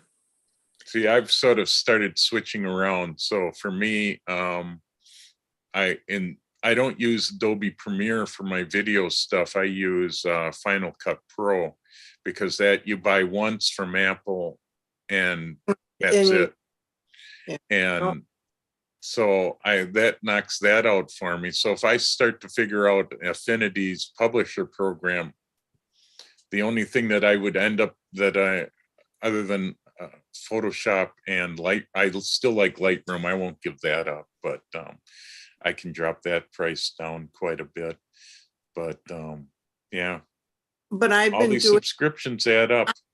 I know, but I've been doing these interactive PDFs, and I have to make sure that they work together. And between that and Adobe, it's not Reader, it's Acrobat. Okay. And then Illustrator, and then Photoshop and InDesign. You're right. You're right. Yep. But hey, I don't go out anymore. So. Well, so you're saving the gas money. Yeah. And spending it somewhere else. I buy a tank of gas a month now. I think that's about it. So, God. All right. Yep. No, the PDF stuff is the only main reason I keep Adobe going. Their Acrobat program for creating PDFs and downsizing them and creating the links and doing multiple things. I have yet to find one single program that will do that as well as Adobe does it. So that's what sort of messed me up so far, but I'm looking. One super quick question. Sure. Lightroom, or I should say Photoshop, do they still have elements that you can purchase separate, which is similar to Photoshop? Yes, they do. Yep. And it's not a license. You buy it and it's yours. Yeah. Because I generally, did that I think recently. it's $100 for elements. I don't know what number they're up to anymore. But but yeah, you can buy elements, and it's not as full versioned as Photoshop, but yeah. I bet you for the average Photoshop user, though, it probably does everything you need Yeah. to do. Right. Well, Jeffrey and Ellen, it's because of your work digitally, I found this group. Particularly, I think it was Ellen's newsletters that first, grabbed my attention. So I really appreciate the effort and the tremendous cost you guys have labored under. And, Thank you. I think it's vital because the digital archive of the video that you put together, Jeffrey, will preserve the ideas and thoughts of us members, because, our entire time is transient, but the media will continue to live on and represent our thoughts and our efforts. So I applaud you and I thank you very much. Great. Well, Nice thank you. meeting you. Nice meeting you. All right. Well, I think on that note, it's a little after 12, so we'll call it quits for today. Thanks everybody for coming. We had a pretty decent turnout. I think we almost hit 30, and that was a lot more than I thought we would get. Yep. For a day Considering where there's 15 people in Colorado right now. So yeah, there's a good group of them in Colorado having a good time, hopefully. So, and learning a lot. So, we'll see you guys all next month. Hope you can get out and get some good fall color with the cold weather here. I think fall's going to be coming right around the corner, and we'll see you next month. For those